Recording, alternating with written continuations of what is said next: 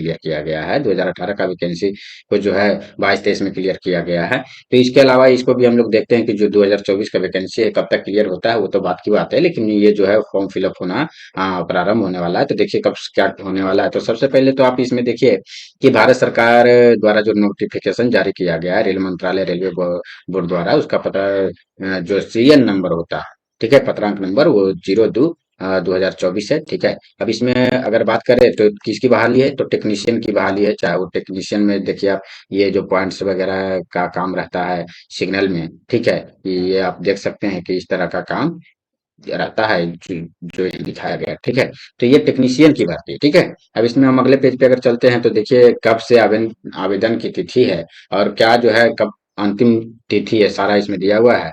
तो जो आवेदन प्रारंभ होने की तिथि है वो 9 मार्च 2024 यानी कि कल से आपका प्रारंभ हो चुका है, ठीक है। तो 9 मार्च 2024 से प्रारंभ हो चुका है। शुल्क आपको जो भुगतान करना है उसका आखिरी तारीख है 8 अप्रैल 2024 यानी कि पूरे 1 महीना का समय आप लोगों को दिया गया है। इसके बाद जो है सुधार करने के लिए जो है संशोधन शुल्क के भुगतान के साथ आवेदन पत्र में सुधार के लिए जो है विंडो की तिथियां जो है वो 9 अप्रैल से लेकर 18 अप्रैल तक रहेगी अगर आप कुछ गलती करते हैं। लेकिन हम कहेंगे कि दोस्तों आप इतना ध्यान से भरिए कि आप फालतू पैसा क्यों भरिएगा। फॉर्म को ही ध्यान से भरिए ताकि आपको फालतू पैसा लगाने की जरूरत ना पड़े। 2 बार 3 बार शुरू में ही आप देख लीजिए, ठीक है। अभी से बहुत सारा टाइम है, ठीक है। ओबीसी नहीं बना है तो बनवा लीजिए। बहुत लोग जो है कहते हैं कि ओबीसी नहीं है, बाद में दिक्कत हो जाता है। तो ये देखिए आपका 9 अप्रैल 2024 से 18 अप्रैल 2024 तक जो है सुधार करने की तिथि है। अब आप इसमें देखिए कि जो वैकेंसी आई है वो टेक्नीशियन की वैकेंसी है। तो ये जो टेक्नीशियन ग्रेड 1 है सिग्नल का वो लेवल 5 में आता है, ठीक है। जिसका जो बेसिक है वो 29,200 होता है, ठीक है। और इसमें जो रिक्ति है वो 1092 है यानी लगभग 1100 के आसपास है। और उम्र जो है 1800 से लेके 36 तक जो है उम्र है, ठीक है। छूट उठ है उसके बारे में आगे हम देखेंगे कि कितना उम्र में छूट दिया गया है। अब ये जो टेक्नीशियन 3 है इसकी जो वैकेंसी है, ठीक है, जो लेवल 2 में आता है, इसका जो वैकेंसी है आपको 18 से 33 साल के आयु इसके लिए चाहिए। और इसके लिए 8,052 यानी 8052 पोस्ट जो है यानी कुल जो है पोस्ट आपका 9144 है, ठीक है। इसके अलावा जो है आरआरबी वार और रेलवे जोन वार रिक्तियों का विस्तृत विवरण जो है वो नीचे दिया हुआ है। तो उसे भी मैं आप लोगों को दिखाने का प्रयास करूंगा। लेकिन अभी आप इसमें देख लीजिए इसमें क्या है कि आवेदन कृपया ऑनलाइन आवेदन भरने से पहले इसमें दिया गया जितना भी जानकारी है उसको कह रहा है कि ध्यान से आप पढ़ लें, ठीक है। देखिए अगले पेज पे चलते हैं। इसमें है कि आवेदन करने के लिए पात्र इच्छुक आवेदन केवल नीचे पैरा 14F में सूचीबद्ध किसी प्रकार की आधिकारिक वेबसाइट के माध्यम से जमा किए जाने चाहिए। यानी कि देखिए नीचे एक वेबसाइट दिया हुआ है, ठीक है। उसी वेबसाइट के माध्यम से आप अगला पेज में देखेंगे उसमें वेबसाइट दिया हुआ है, उसी वेबसाइट पर से आपका मान्य होगा। बहुत सारा फेक वेबसाइट होता है तो उस पर से मान्य नहीं होगा। इसके लिए जो है कुछ उम्मीदवारों के लिए जो है आपका शैक्षणिक योग्यता आयु आदि से जो संबंधित विवरण है वो नीचे दिया गया है कि कितना किसको जो है मिला है। जैसे यहाँ पे आयु से देखिए टेक्नीशियन 1 के लिए 18 से 36 जो आपको ऊपर दिखा रही है, जबकि टेक्नीशियन ग्रेड 3 के लिए जो है वो आपका 18 से 33 वर्ष की आयु, ठीक है। अगर ये जो है वैकेंसी घट बढ़ सकती है, ये नोटिफिकेशन में देखिए यहाँ पे लिखा हुआ है कि ये जो वैकेंसी है आप लोगों को ये जो वैकेंसी दी जा रही है वो आवश्यकता अनुसार रेलवे के प्रावधानों के अनुसार जो है आवश्यकता अनुसार यहाँ देखिए लिखा हुआ है कि आवश्यकता अनुसार घट बढ़ सकती है, ठीक है। तो इस पर ये बात तो हमेशा लिखी रहती है, इससे कोई फर्क नहीं पड़ता है। लेकिन ये मान के चलिए कि लगभग इतना वैकेंसी है, अभी के अनुसार तो यही मानना होगा, ठीक है। हमारा अगला पेज में अगर चलते हैं तो देखिए क्या है कि 18/4/2024 के बाद जो भी आप गलती किए हैं एप्लीकेशन में या कुछ हुआ है तो नहीं ध्यान दिया जाएगा। इसलिए पहले ही हम तो कहेंगे कि सबसे फर्स्ट में जब आप फॉर्म भरते हैं फिलअप करते हैं उसी समय ध्यान से भर लीजिएगा ताकि ये सब आपको जो है चेंज वेंज करने का सुधार करने का जरूरत ना पड़े। क्योंकि एक तो इस पे चेंज करने पे हैवी चार्ज लगा रहता है, ठीक है। कम से कम 200 तो रहेगा लगभग।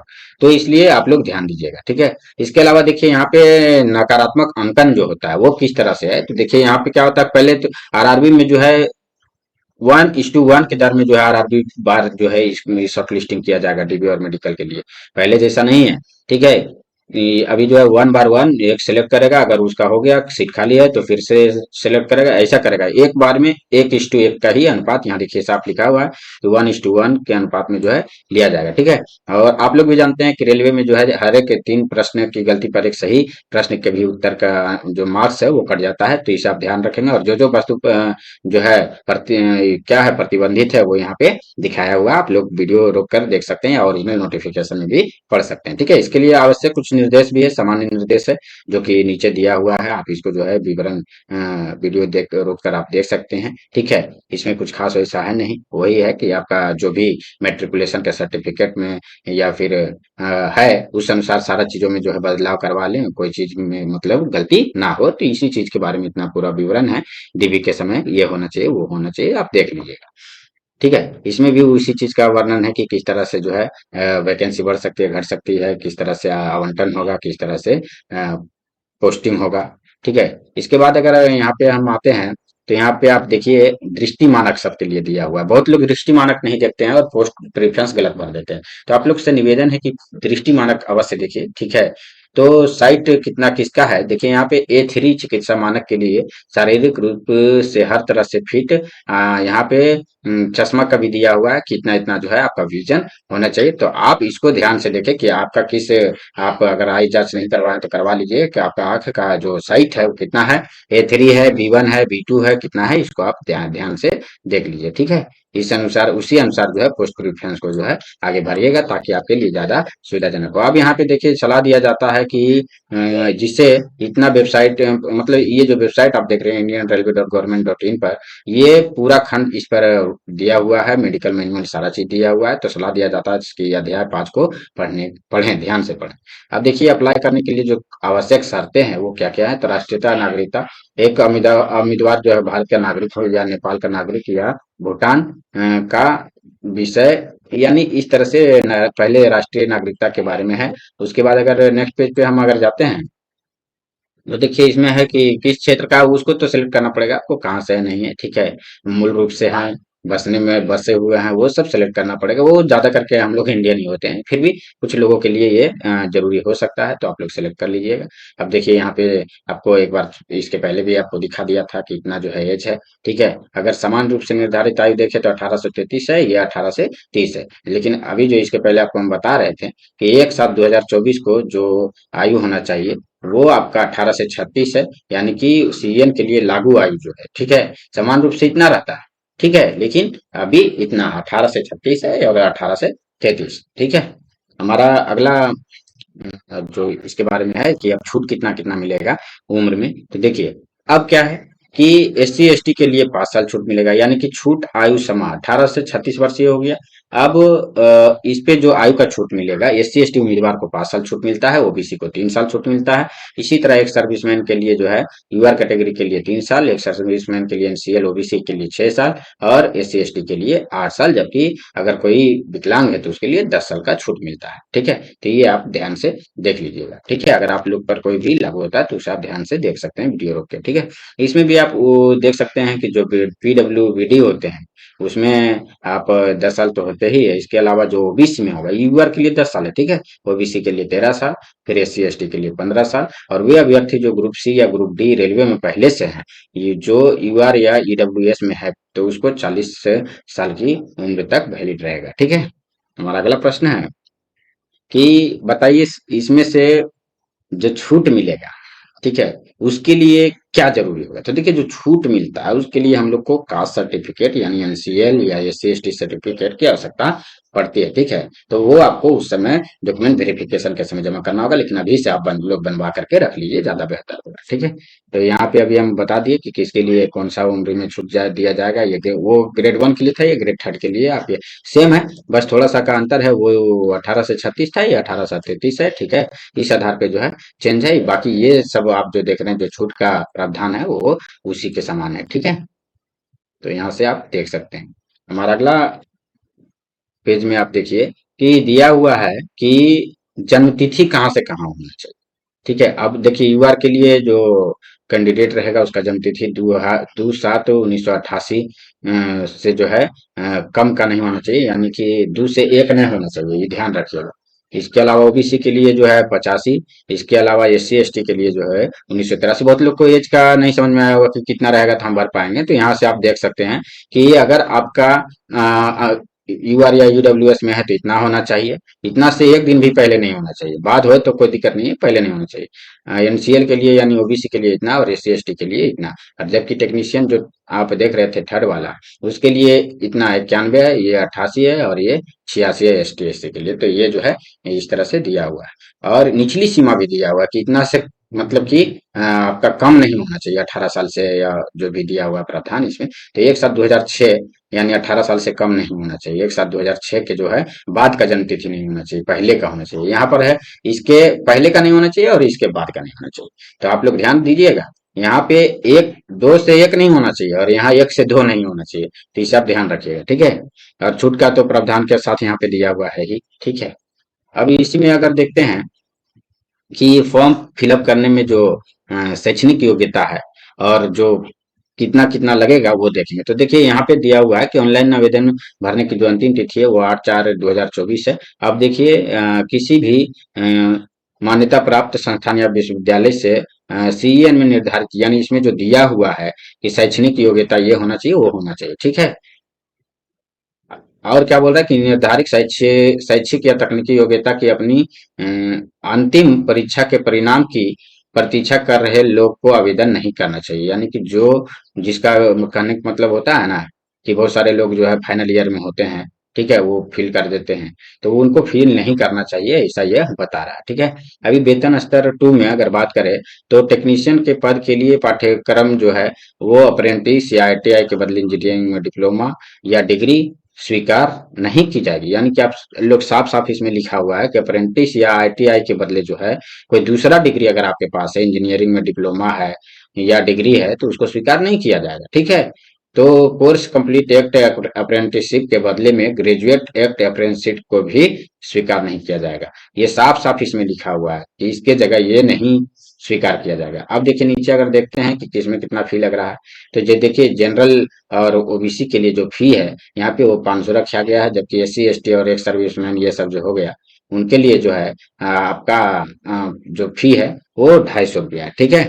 तो कहने का मतलब ये है कि यहाँ पे आप देख सकते हैं कि सभी उम्मीदवार के लिए क्रम संख्या 2 पर नीचे उल्लिखित, यानी कहने का मतलब ये जो 400 रुपया वो वापस कर दिया जाता है बैंक शुल्क 10 रुपया काट के, और जिनका 250 लगता है उनका जो है 240 रुपया वापस कर दिया जाता है।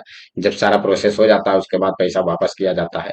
हालांकि इसको जो है इतना लेना ही नहीं चाहिए, फिर भी सरकार की अपनी पॉलिसी है, इसके बारे में हम बात नहीं कर सकते ज्यादा, ठीक है।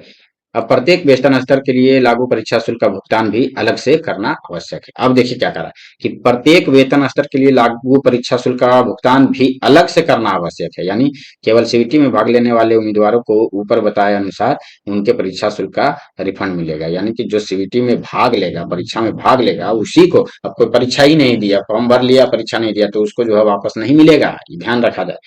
हमारा जो इसमें शर्त दिया हुआ है उस पे यही तर्क है। अगला प्रश्न है कि शुल्क भुगतान के तरीके क्या क्या होंगे। तो debit card, credit card, online माध्यम से जो भी लागू होगा वो सारा इसमें रहेगा, ठीक है। और निर्धारित शुल्क के बिना कोई भी एप्लीकेशन स्वीकार नहीं किया जाएगा, ठीक है। और अल्पसंख्यक में कौन कौन से आते हैं वो भी दिया हुआ है कि कौन कौन से आते हैं, ठीक है। अल्पसंख्यक समुदाय की घोषणा के लिए शपथ पत्र भी दिया हुआ है इसमें। आर्थिक रूप से पिछड़े वर्ग के लिए जो है 50,000 रुपये से कम का आय होना चाहिए, जो कि आजकल बनाता नहीं है किसी का। और ये हमको लगता है कि बनवाना भी नहीं चाहिए। अभी जो है 250 के चक्कर में बहुत लोग बनवा लेते हैं और अप्लाई कर देते हैं, बाद में इसके लिए बहुत दिक्कत होता है ज्वाइनिंग के टाइम में। तो हम आपसे यही कहेंगे कि ये मत बनवाइए, ठीक है। इस पर विशेष रूप से हम ये बात कहेंगे, ठीक है। ये आप मत बनवाइए, क्योंकि मैंने अपना ज्वाइनिंग के टाइम देखा कि बहुत ज्यादा प्रॉब्लम हुआ इसके कारण, ठीक है। बाकी आप देख सकते हैं कि किस तरह से जो है परीक्षा शुल्क की वापसी का पूरा विवरण दिया हुआ है यहाँ पे। हमारा अगर अगला पेज पे देखते हैं तो यहाँ पे दिया हुआ है कि आरक्षण का जो ईबीसी और ईडब्ल्यूएस की अलग अलग श्रेणियां हैं, ठीक है, वो किसी भी नौकरी का आरक्षण के हकदार नहीं है, ठीक है। ये आप इसमें देख सकते हैं, ठीक है। यानी कि जिसमें ईबीसी वाले और जो ईडब्ल्यूएस वाले अलग अलग श्रेणी के लोग हैं, उनको किसी भी प्रकार का आरक्षण नहीं मिलेगा नौकरी में, ठीक है। किसी भी नौकरी के आरक्षण का हकदार नहीं होते हैं। अब इसमें पूरा आप देख सकते हैं कि समुदाय की परवाह किए बिना उम्मीदवारों को सामान्य यानी अनरिजर्व रिक्तियों के लिए विचार किया जाएगा। यूआर के लिए आवश्यक पात्रता शर्तों को पूरा करने के अधीन, यानी कि कहने का मतलब S C S T OBC NCL and EWS के लिए आरक्षित रिक्तियां केवल उन समुदाय या श्रेणियों के उम्मीदवारों द्वारा ही भरी जाएगी। गलती नहीं भरना, इस चीज को आप ध्यान रखिएगा। ईडब्ल्यूएस नहीं है तो पहले बनवा लीजिए, नहीं बन रहा है जनरल से डालिए, बाद में बहुत ज्यादा प्रॉब्लम हो जाता है, ध्यान रखिएगा। ठीक है अभी। और जो ओबीसी भी बनता था उसका फॉर्मेट चेंज हो गया है, तो इस फॉर्मेट में होना चाहिए, इसलिए उसको भी जो है आप नया बनवा लीजिए, चेंज कर लीजिए, पुराना फॉर्मेट नहीं चलेगा। ठीक है। अभी यहाँ पे महत्वपूर्ण, इस सीजन के लिए आवेदन जमा करने की अंतिम तिथि पर समुदाय श्रेणी की स्थिति पर केवल पात्रता के अनुसार आरक्षण और संबंधित लाभों के विचार के लिए, इसके बाद इस स्थिति में किसी भी बदलाव पर विचार नहीं किया जाएगा। यानी जो डेट दिया हुआ है उसके बारे में कह रहा है, एक ही बात को 4 बार लिखा है। अब देखिए क्या है कि जो ईडब्ल्यूएस में आते हैं उसमें कौन कौन आ सकते हैं। 5 एकड़ और उससे अधिक कृषि भूमि, 1,000 वर्ग फुट और उससे अधिक का आवासीय फ्लैट, ये सब रहेगा तो उसको नहीं माना जाएगा ईडब्ल्यूएस में, इसलिए ही नहीं तो उल्टा सोच लीजिएगा कितना होना चाहिए। अधिसूचित नगर पालिकाओं में 100 वर्ग गज और उससे अधिक आवासीय भूखंड, अधिसूचित नगर पालिकाओं के अलावा अन्य क्षेत्रों में 200 वर्ग गज और उससे अधिक आवासीय भूखंड। इसमें से जो है, अगर आपके आय इसमें शामिल होता है, कहने का मतलब उन्हें परिवार की आय की परवाह किए बिना ईडब्ल्यूएस के रूप में मान्यता देने से बाहर रखा जाएगा। अगर इसमें से कोई भी निम्नलिखित में से कोई भी संपत्ति है उसके पास, कोई भी 4 में से एक भी। हमारा अगला है, इसी में दिया हुआ है कि किस तरह से ईडब्ल्यूएस बनाना है। ठीक है, जिला स्तर पर, मजिस्ट्रेट स्तर पर, एसडीएम स्तर पर। तो देखिए मिनिमम जो होता है जिस समय आपका ज्वाइनिंग का प्रोसेस होता है तो एसडीएम लेवल तक का चल जाता है। हालांकि आप पहले से अगर बना के रखना चाहते हैं तो डीएम लेवल तक का बना के रख सकते हैं, कोई दिक्कत नहीं है और अच्छी बात है। ठीक है, लेकिन ब्लॉक लेवल का नहीं चलेगा, ये आप ध्यान रखिए। ठीक है, उसमें थोड़ा प्रॉब्लम हो जाती है। हालांकि कोई कोई बोर्ड स्वीकार कर लेते हैं इसे, लेकिन हम सलाह देंगे कि ब्लॉक लेवल पर बनवा कर ना रखें, उससे थोड़ा अधिक आगे अनुमंडल स्तर पर बनाकर रख लें। ठीक है, ये पूर्व सैनिकों के लिए दिया हुआ है कि इस तरह से शर्तें हैं उनके लिए। ठीक है, ये पीडब्ल्यू बीडी उम्मीदवारों के लिए है। ठीक है, कुछ लोग अपने लिए जो है अलग से आदमी एक रखते हैं। ठीक है, तो उसको स्क्राइब कहा जाता है, उसकी सहायता के लिए ये सब जो है इसमें दिया हुआ है डिटेल। इसमें आप देख सकते हैं स्क्राइब की चर्चा है। ठीक है, अगला प्रश्न है कि वर्तमान नियोक्ता से अनापत्ति प्रमाण पत्र, यानी कि अगर आपको कहीं जॉब है तो आपको वहां से एनओसी लेना पड़ेगा, वो बहुत जरूरी है। एनओसी आपको लगेगा, तो आप इसे ध्यान रखिएगा। पहले क्या होगा, सीबीटी होगा, सीबीटी में पास होंगे। ठीक है, उसके बाद आपका डीबी होगा और उसके बाद मेडिकल होगा। ठीक है, तो ये आप ध्यान रखिएगा। प्रत्येक वेतन स्तर के लिए अलग सीटी होगा, यानी कि जो आप देखे कि इसमें ले मान लीजिए टेक्नीशियन 1 है तो उसके लिए अलग सीटी होगा, थर्ड के लिए अलग होगा, यही बात बताया जा रहा है। अवधि जो होगा 100 मिनट का होगा और 100 प्रश्न, सॉरी 90 मिनट की अवधि होगी, यानी 1.5 घंटा और 100 प्रश्न होंगे। और नकारात्मक 1/3 होगा, यानी कि 3 गलती पर आपका एक सही वाला का भी मार्क्स कटेगा। ठीक है, यानी 3 गलती पे वो 3 का तो नंबर कटा ही कटा, एक और सही वाला का भी नंबर कटेगा, यानी 4 का नंबर कटेगा, ध्यान रखिएगा। इसलिए जितना कम से कम गलती मारने का प्रयास कीजिएगा। ये एसएससी से ज्यादा टफ एग्जाम होता है अगर समझिए तो, गलती करने वालों के लिए खास करके। यहाँ आप देख लीजिए कि न्यूनतम नंबर जो है इतना लाना ही होगा, यानी ईडब्ल्यूएस के लिए इतना, एनसीएल के लिए इतना, एससी के लिए 30%, एसटी के लिए 25%। इससे कम लाने पर जो है तो जो है समझ लीजिए कि उससे नीचे कट ऑफ जाएगा ही नहीं, ये जानना चाहिए। ठीक है, सिलेबस यहाँ दिया हुआ है टेक्नीशियन ग्रेड 1 के लिए। सामान्य जागरूकता में देखिए ये सब सिलेबस है, ये सब आप देख सकते हैं यहाँ पे। ये सब आपका यहाँ सिलेबस दिया हुआ है, सामान्य जागरूकता में वर्तमान मामलों का ज्ञान, ये सब आप देख सकते हैं। ठीक है, हमारा अगला पेज में देखिए, यहाँ पे आप देख सकते हैं कि कंप्यूटर और अनुप्रयोग की मुख्य बातें किया हुआ है। ये सब जो है ना सिलेबस है, ये कंप्यूटर से संबंधित सिलेबस है, ये गणित से संबंधित सिलेबस है। ठीक है, अभी यहाँ पे देखिए ये बुनियादी विज्ञान और इंजीनियरिंग से संबंधित है, तो ये सब आप ध्यान दीजिएगा। ठीक है, ये सिलेबस है सारा। अभी आप देखिए इसमें तो यहाँ पे सामान्य जागरूकता में प्रश्नों की संख्या कितनी कितनी होगा, ठीक है, उसके बारे में दिया हुआ है कि इतने इतने प्रश्न होंगे, कुल 100 प्रश्न होंगे, ठीक है। तो ये भाग दिया हुआ कि किस भाग से कितने प्रश्न होंगे, ठीक है। और अवधि 90 मिनट का होगा, जबकि जो पीडब्ल्यूडी कैंडिडेट होते हैं, स्क्राइब रखे हुए होते हैं, उनको 30 मिनट अधिक समय दिया जाता है, ठीक है। आपका जो प्रश्न होता है वो अलग अलग हो सकता है, हर एक के सेट में अलग अलग नंबर में अलग अलग प्रश्न, ठीक है। ये वेतन 2 स्तर का जो एग्जाम थर्ड है, टेक्नीशियन थर्ड के लिए, उसका भी 90 मिनट में जो है 100 प्रश्न दिया जाएगा, ठीक है। उसमें भी सेम नियम है सब में। और उसका जो सिलेबस है वो आप देख सकते हैं नीचे, यहाँ गणित का सिलेबस आप यहाँ देख सकते हैं, ये गणित का सिलेबस है सारा। संख्या प्रणाली, बोर्ड मास, दशमलव, ये सब गणित का है, ठीक है।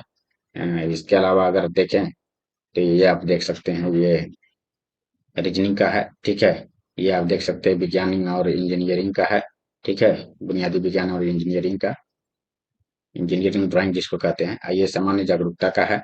तो ये सब दिया हुआ है, ज्यादा कुछ है नहीं सिलेबस में। तो आप लोग सिलेबस के हिसाब से पढ़िए, बहुत लोग क्या जो मन आता है वो पढ़ते रहते हैं, तो हम कहेंगे सिलेबस के हिसाब से पढ़िए, ज्यादा अच्छा रहेगा। और ये प्रश्नों की संख्या हो गया, कहाँ से कितना आता है, और ये अंक हो गया, ठीक है। अब डीबी पर अगर चलते हैं तो देखिए डीबी की तरह से होता है, उम्मीदवारों को अधिक वेतन स्तरों के लिए सीबीटी में उनके अंकों और योगदान के मतलब शॉर्टलिस्ट किया जाता है, ठीक है।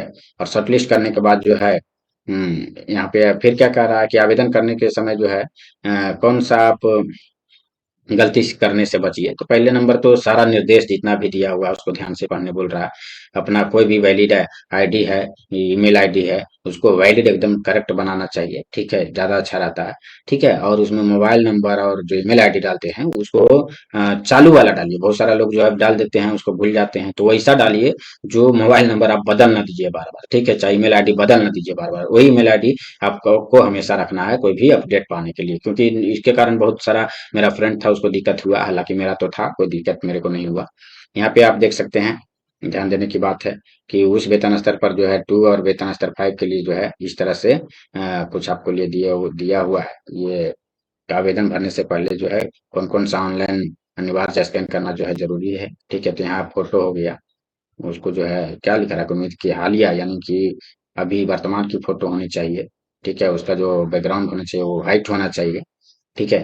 और उसका जो केबी होना चाहिए वो इतनी होनी चाहिए, यहाँ साफ साफ लिखा हुआ है कितने केबी में होना चाहिए, ठीक है, 30 से 70 केबी में। और एस सी एस टी का जो प्रमाण पत्र होता है, जो केवल ट्रेन यात्रा के मुक्त पास के लिए उपयोग, वो 500 केबी तक होना चाहिए, उससे कम का ही चलेगा, ज्यादा का नहीं, ठीक है।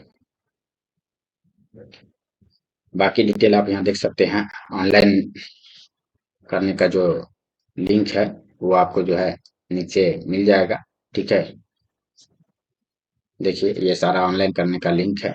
ये सीएन में भाग लेने वाले आरआरबीज की वेबसाइट है, इस पर जाकर के जो है आप आवेदन दे सकते हैं, ठीक है। मूल दस्तावेज को पहले अपने पास सारा सर्टिफिकेट ये सब अपने पास रख लीजिए, फोटो वोटो स्कैन करके साइन वाइन रख लीजिए, तभी भरना शुरू कीजिएगा। बहुत सी बात क्या होता है, भरना शुरू करते हैं, रजिस्ट्रेशन करना शुरू करते हैं, ये नहीं है, वो नहीं है, आधार कार्ड नहीं है, साइन नहीं है, ठीक है, मैट्रिकुलेशन का सर्टिफिकेट नहीं है, तो सारा चीज आप अपने पास रख लीजिए, उसके बाद जो है फॉर्म भरिएगा, ठीक है। परीक्षा का जो माध्यम होगा वो आप सिलेक्ट कीजिएगा, उसी अनुसार जो है आपको वहाँ पे माध्यम मिलेगा, ठीक है। हिंदी, इंग्लिश, तमिल, तेलुगु जो भी कर सकते हैं, ठीक है।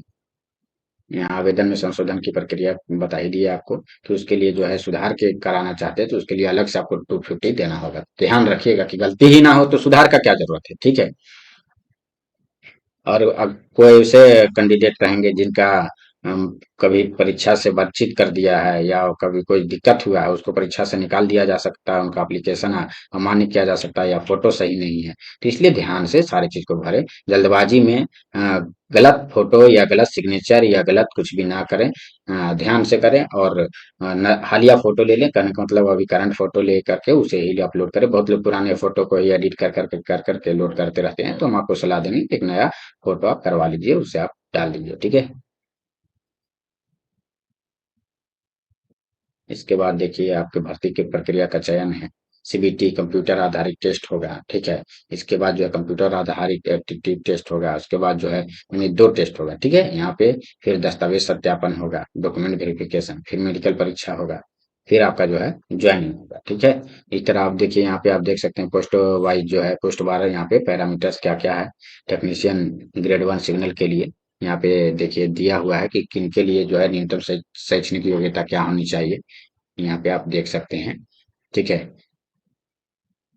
ये आप अगर बीएससी किए हुए हैं साइंस से, भौतिकी से, तो भी आप जो है कर पाइएगा, इसमें लिखा हुआ है।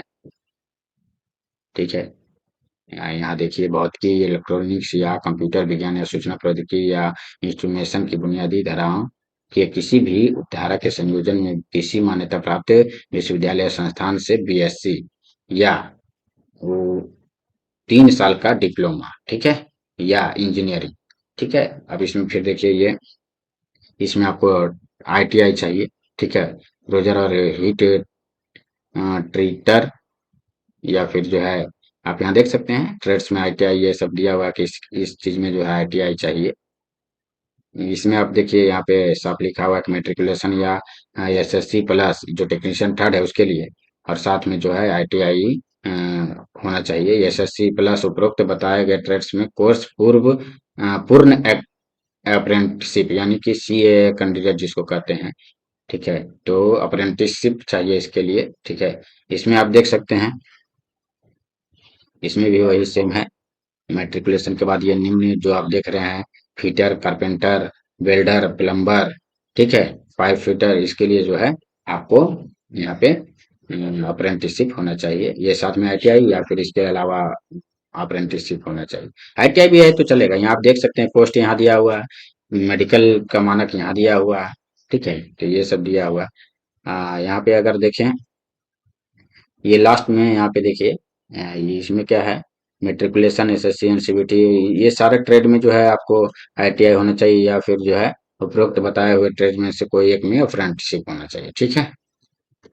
इसमें अगर देखिए, देखिए एक पोस्ट एक ऐसा है, मात्र इसमें से एक पोस्ट ऐसा है जिसमें आपको +2 पे वैलिड है। ठीक है। मैंने कहीं देखा था यहाँ पे, तो ये अब सेम है सारा। आईटीआई मांग रहा है या फिर अप्रेंटिसशिप मांग रहा है। ठीक है। इसमें तो कहीं नहीं है, ये आप देख लीजिएगा। ठीक है। इसमें देखिए, ये आप देख सकते हैं जो टेक्नीशियन थर्ड सिग्नल का है 15 नंबर, ये एकमात्र पोस्ट है जो 10+2 साइंस और मैथ वाले जो हैं, फिजिक्स मैथ वाले, वो इसको भर सकते हैं। ठीक है। इसके अलावा कोई भी पोस्ट जो है वो बिना आईटीआई या आपका डिप्लोमा या फिर जो है अप्रेंटिसशिप के नहीं है। तो देख लीजिएगा, फॉर्म भरते समय आप डालिएगा इससे भी डिटेल, तो उस अनुसार ही पोस्ट आएगा। ठीक है। ये आप देख सकते हैं कि कहाँ कितना कितना पोस्ट है। ठीक है। ये आप पूरा डिटेल दिया हुआ है, रेलवे जोन है, आप देख लीजिए, ये सब कुछ दिया हुआ है।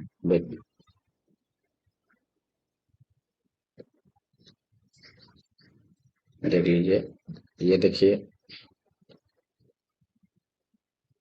अब देखिए यहाँ पे कुल हो गया। तो कहने का मतलब यहाँ पे है, आपको मैंने पूरा दिखा दिया कि कितना कितना क्या क्या है। ठीक है। तो इस तरह से आप यहाँ देख सकते हैं कि टोटल 9,144 वैकेंसी है, जो अभी आपको हम पूरा दिखाए। वीडियो देख के रोक सकते हैं अगर नहीं देखेंगे तो। ठीक है। अब ये जो है एस सी एस टी जो अभ्यर्थी होते हैं उनके लिए जो है उस समय प्रमाण पत्र लगता है ज्वाइनिंग के टाइम में, कहने का मतलब डॉक्यूमेंट वेरिफिकेशन के टाइम में। तो अपना जो बनवा के ऑनलाइन रखिएगा, उसी आधार पर इसको बनाया जाएगा।